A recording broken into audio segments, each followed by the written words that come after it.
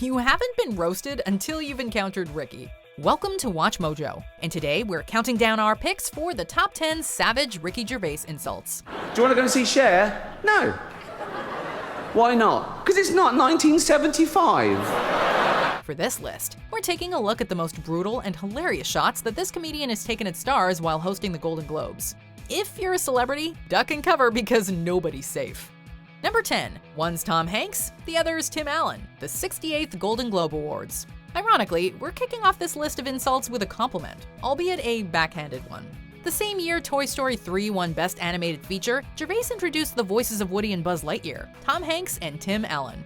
Gervais singles out Hanks as a major box office draw, a magnet for accolades, and an acting chameleon. What can I say about our next two presenters?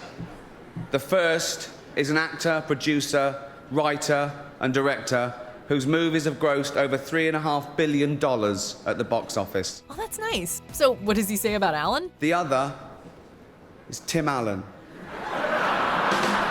That's it? Ouch. To be fair, Allen actually has a Golden Globe and several commercial successes under his belt. Though when stacked up against Hanks, Gervais just isn't that impressed by Tim the Toolman.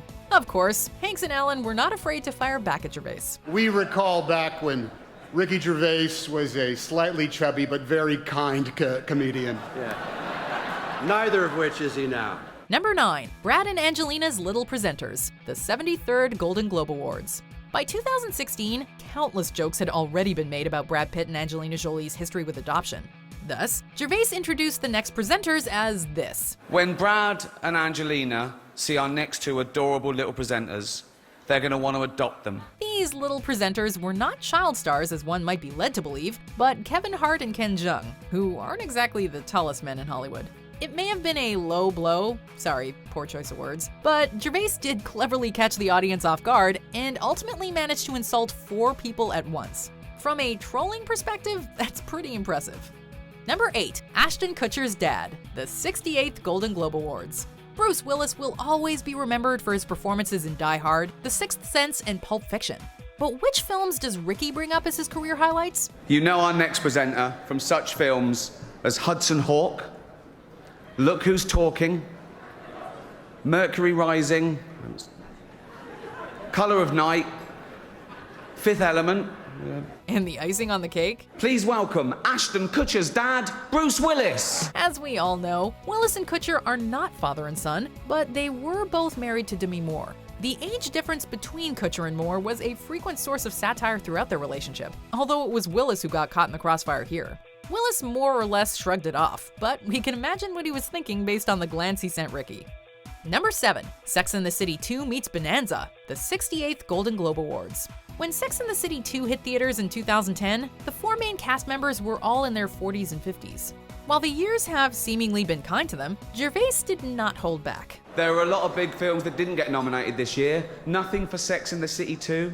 No, I was sure the Golden Globe for special effects would go to the team that airbrushed that poster. Gervais wasn't even done, saying, Girls, we know how old you are. I saw one of you in an episode of Bonanza. Bonanza, for those of you who don't know, was a Western show that premiered in 1959. For the record, Kim Cattrall was the only actress who had actually been born when Bonanza first aired, and she only would have been 3. While none of the Sex and the City women were at that year's Globes, Mr. Big himself, Chris Noth, was in attendance, and he could not contain his laughter. Number 6. Eat pieces of Sheen for breakfast, the 68th Golden Globe Awards. At this point in history, Charlie Sheen was still very much known for his unstable behavior. As a matter of fact, that year's Globes aired only 2 months before Sheen was fired from 2.5 Men. So, of course, Ricky could not let that punchline slide. It's gonna be a night of partying and heavy drinking. Or as Charlie Sheen calls it, breakfast. Gervais didn't stop there, relaying a news story about Sheen's reported escapades with adult film star Capri Anderson. What he did was, he picked up a porn star, paid her to have dinner with him, introduced her to his ex-wife, as you do. It was a winning way to open the show. Of course, Sheen wasn't the only rehab story Gervais dug up for the 2011 Golden Globes. Robert Downey Jr. also got his fair share of reality-hitting jokes. But many of you in this room probably know him best from such facilities as the Betty Ford Clinic and Los Angeles County Jail. Please welcome Robert Downey Jr. Number 5, A Walking Dead Wedding, the 68th Golden Globe Awards. For its debut season, The Walking Dead was up for Best Drama Series in 2011, prompting Gervais to go for the mother of all segues. Talking of The Walking Dead, congratulations to Hugh Hefner, who's getting married at the age of 84 to 24-year-old beauty Crystal Harris. When she was asked why she was marrying him, she said because he lied about his age. He told me he was 94. Oh, come on. Gervais insinuated that Harris was marrying Hefner under the impression that he was 94 and therefore had fewer years left. As if that joke wasn't shocking enough, Gervais had the room wincing at the next few words. Don't worry. Hold out and just don't look at it when you touch it. It's a good thing the Globes aren't aired on HBO because Gervais probably would have gotten even more suggestive. Number 4, Jenny from the Rodeo Drive, the 68th Golden Globe Awards. Jeremy Renner's comment about Jennifer Lopez's Golden Globes may have been awkward, but remember what Gervais had to say about Jenny from the Block? Although Lopez came from humble beginnings in the Bronx, she's evolved into one of the wealthiest women in the business. Prime material for Gervais. She's just Jenny from the block.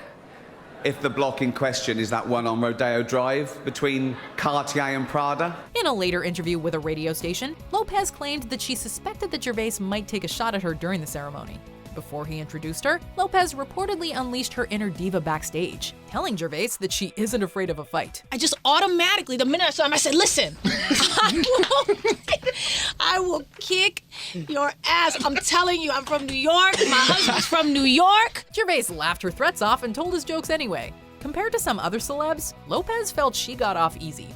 Number 3, Caitlyn Jenner, the 73rd Golden Globe Awards. Following a 4-year hiatus, Gervais returned to host the Globes with a beer by his side and a lot of pent-up insults.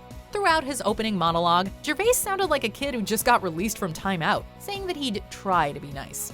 Naturally, it didn't take long for Gervais to break this promise, diving headfirst into a Caitlyn Jenner joke. But as I say, I'm going to be nice tonight. I've changed.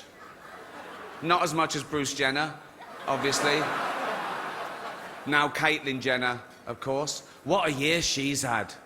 She became a role model for trans people everywhere, showing great bravery in breaking down barriers and destroying stereotypes. She didn't do a lot for women drivers. Gervais is referring to Jenner's car accident with Kim Howe, who died as a result of the crash. It wasn't a very nice comment, but it's the closest you're gonna get with Ricky. Number 2, Scientologists in the Closet, the 68th Golden Globe Awards. Gervais rocked the boat the first year he hosted the Golden Globes. The following year, however, he officially turned the boat upside down with this jaw-dropping joke about Jim Carrey and Ewan McGregor starring in I Love You, Philip Morris. Jim Carrey and Ewan McGregor, 2 heterosexual actors pretending to be gay. So the complete opposite of some famous Scientologists then. What?